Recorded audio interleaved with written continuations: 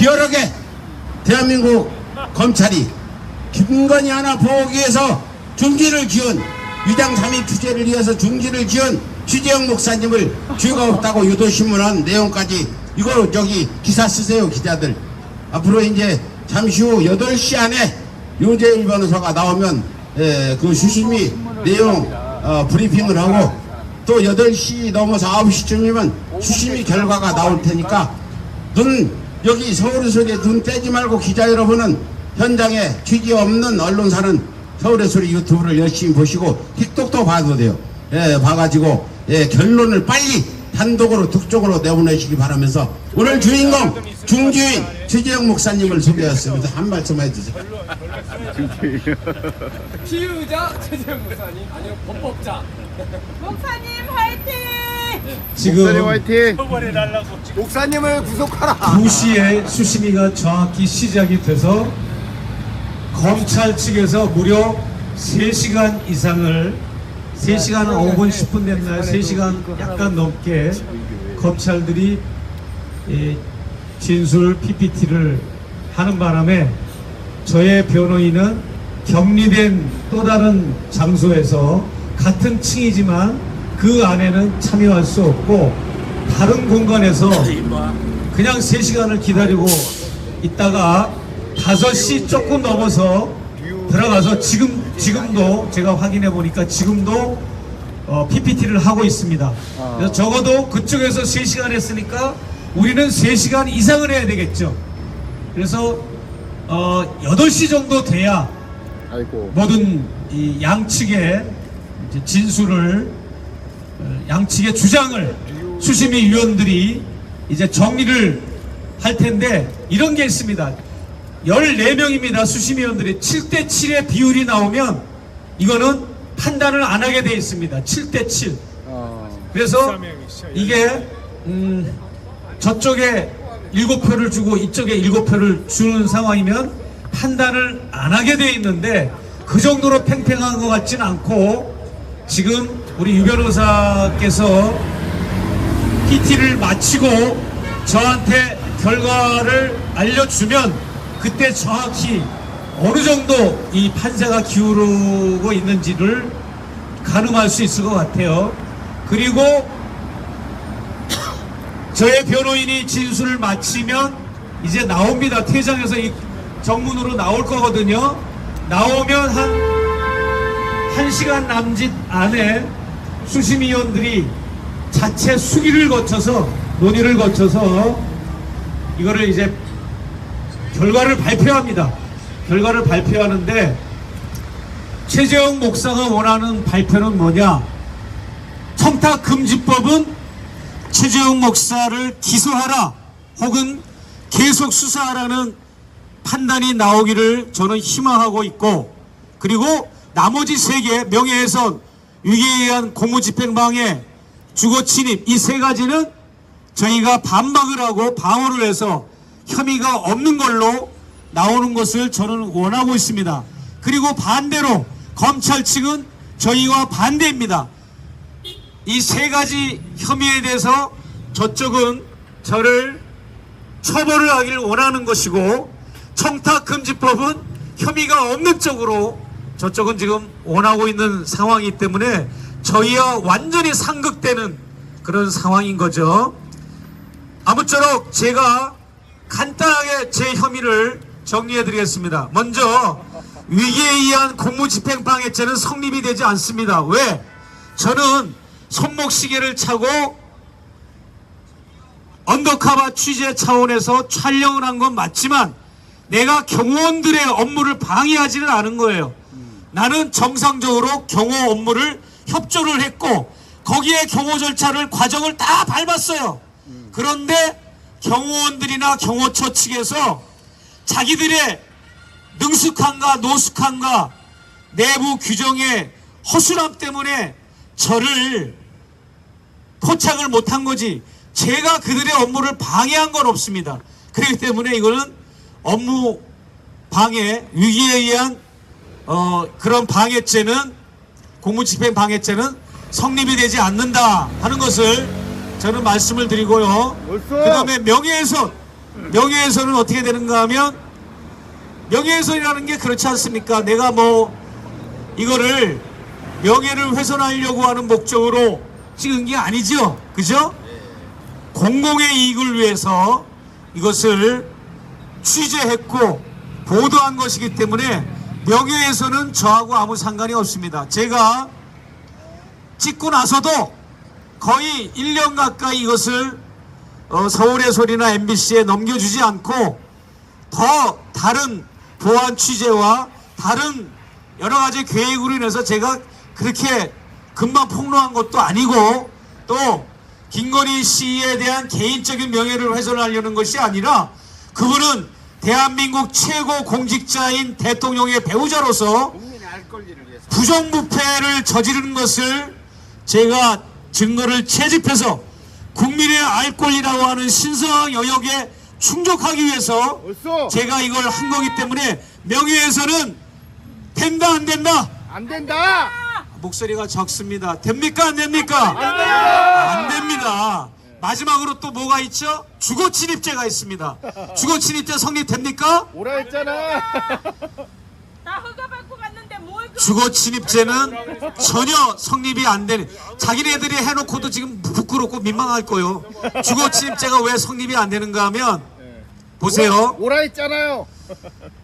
그들의 초청에 의해서 시간과 날짜와 요일, 장소를 정해줘서 원하는 날짜와 시간에 저는 도착했고 그들의 영접을 받았고 접견을 무사히 마쳤고 다가를 대접받고, 더 놀라운 게 뭔지 아십니까? 조신님, 더 놀라운 게 뭐가 있을까요?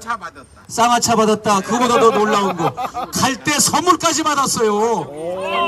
뇌물 받았네? 갈 때 뇌물 받았어? 어유, 저는 뇌물이 아니죠. 저는 묘사님의 선물을 받았는데, 가만 있어봐. 내가 한 다음에 뇌물이라고 그러든 뭐든 하셔.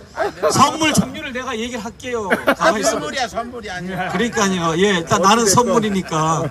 어찌됐건. 대통령 휘장이 새겨진 손목시계를 받았고, 어이구야. 추석 선물 그 박스 안에 들은 거를, 그것도 그냥 끈으로 묶어준 게 아니라 대통령 봉양 마크가, 봉황기 마크가 새겨진 비단 보자기에, 황금 비단 보자기에 그렇게 선물을 받고 배움까지 받고 나가는데, 이게 주거침입죄입니까? 안 됩니다. 안 됩니다. 그런데 또 무고다 진짜. 무고다 스토킹은 못해. 또 자기들이 생각해도 민망한지 스토킹은 뺐어 이번에. 그래서 이 세 개는 우리 변호사께서 조목조목 증거 자료와 반박 자료를 가지고 이것은 혐의가 없다는 것을 주장하고 있을 겁니다, 이 시간에. 그리고 청탁금지법은요, 이거는 제가 청탁을 왜 했겠습니까? 진짜 왜 했겠다고 여러분 생각하십니까?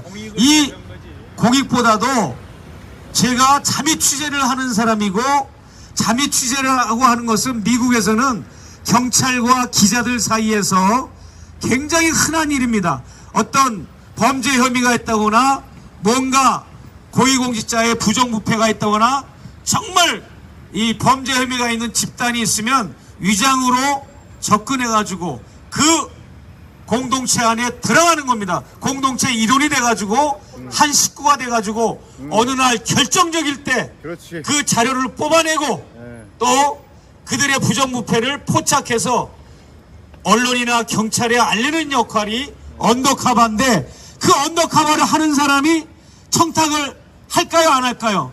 당연히 내가 청탁을 했겠죠. 선물을 주고 청탁을 했으니까. 그러니까 촬영도 한 것이고, 그렇기 때문에 이거는 청탁한 것이 맞고요.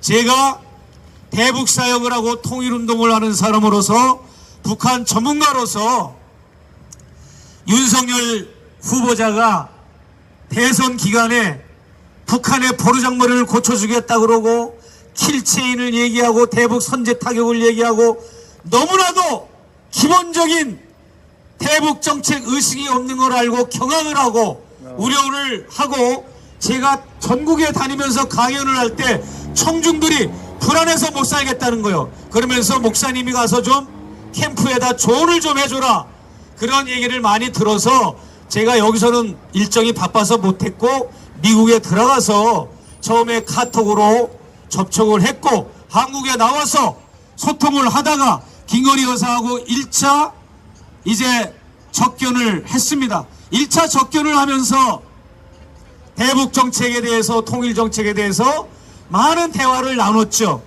그 자체로 대통령은 모든 국정에 관련된 직무 관련성이 있기 때문에 이것은 대통령의 직무 관련성도 있고 다양한 청탁의 의미로 이런 선물들이 오고 갔다고 하는 것을 저는 분명히 말씀을 드리고, 그러나 이것은 최재형 목사의 사익을 위해서, 개인적 이득을 위해서 선물이 건네주거나 청탁을 한 정황은 없고 언더커버 잠입 취재 차원에서 한 거지만, 그래도 제가 처벌을 받아야 될 상황이 오고 법리적으로 내가 처벌을 받아야 된다면 기소가 됐든 구속이 됐든 벌금이 됐든 어떤 처벌도 내가 감수하겠다.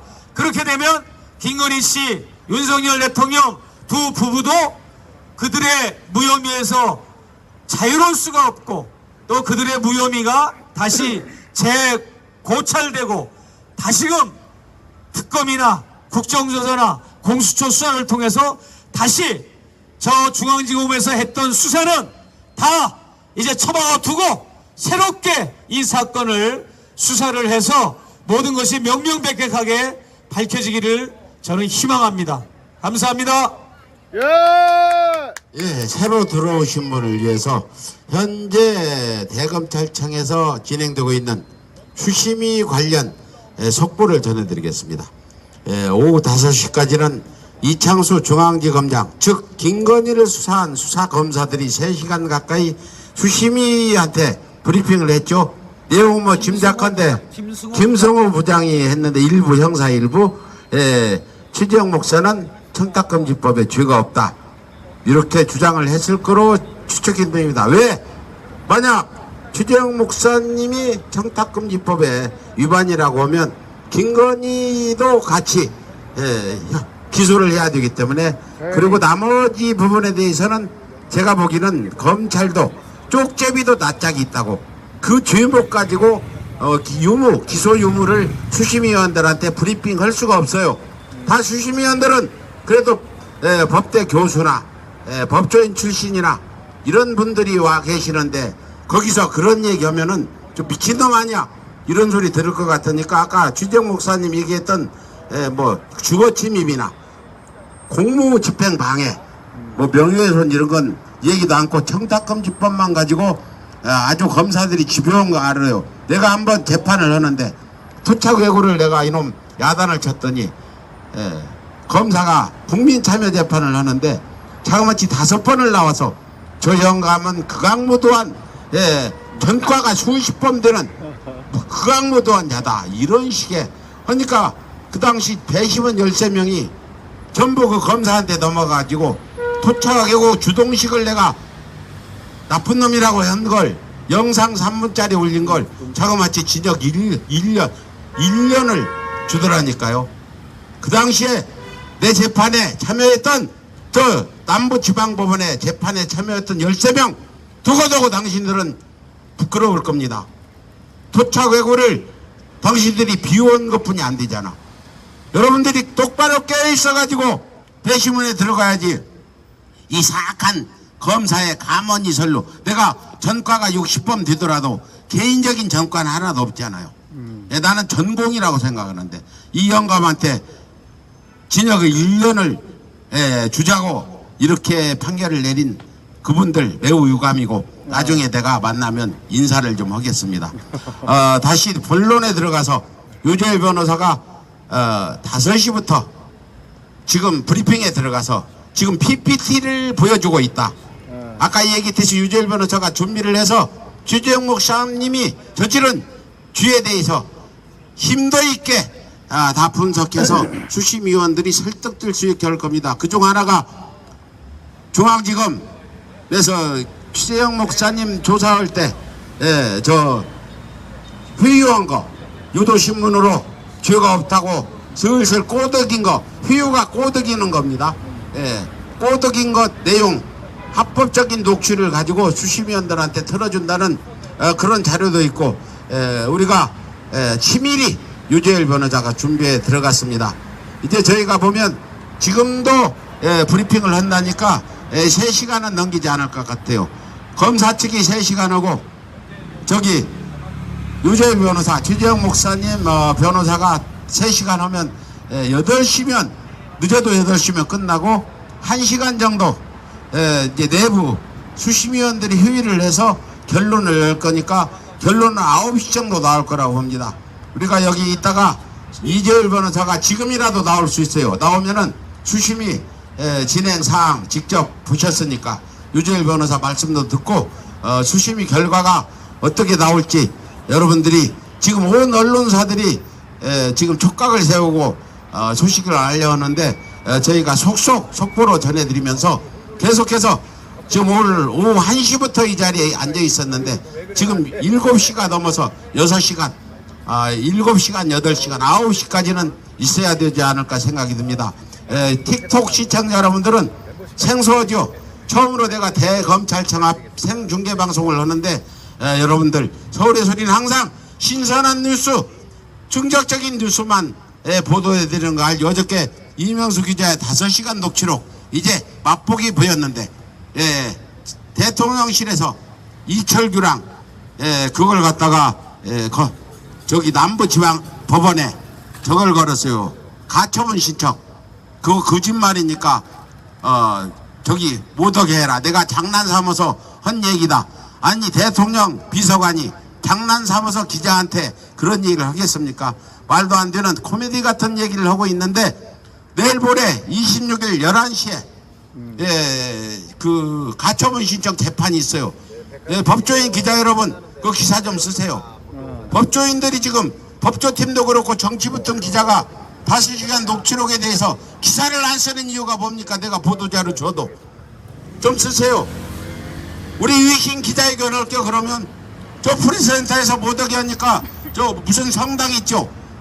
프란체스코 성당 거기서 위신 기자회견으로 때리기 전에 당신들 망신 당하기 전에 디올백 보도 안 해서 우리가 프레스센터에서 위신 기자회견해서 세계 각국 몽골까지 다 디올백 기사가 나갔듯이 우리 대한민국 기자들이 앞장서서 보도를 해주지 않으면 서울의 소리는 할 수 없이 위신 기자회견을 통해서 이 이명수 기자의 5시간 녹취록을 위신 기자회견을 할 수밖에 없다는 걸 말씀드리면서 내일 모레 11시에 장인수 기자와 이명수 기자가 대통령 비서실에 있다가 지금은 뭐 보험공사 연봉 3억짜리로 갔대요.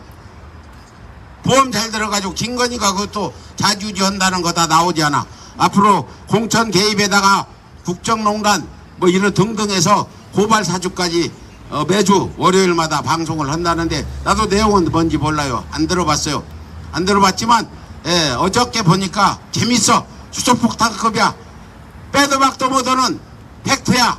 대통령 비서관이 내부 폭로를 했는데 이 사람이 내부 폭로를 하고 공익 제보자로 나섰더라면 대한민국 영웅이 될 텐데 그 하찮은 3억짜리 연봉에 눈이 멀어서 간 거에 대해서 어제 전화가 와서 그 얘기했어요. 매우 유감이다. 대한민국을 구해야 될 거 아니냐. 연봉 3억이 중요한 게 아니라 지금이라도 와라. 지금이라도 연봉 3억짜리 사표 내고 서울의 소리 오면 내가 연봉 3억 보충해 주겠다. 어제도 얘기했지만 다시 한번 공개적으로 말씀드리는 바입니다. 우리 시청자 여러분 8시까지 지금 유재열 변호사가 곧 나올 것 같아요. 나오면 브리핑 듣게 대기하시오. 음악 꼭 들으면서 대기하겠습니다. 화이팅!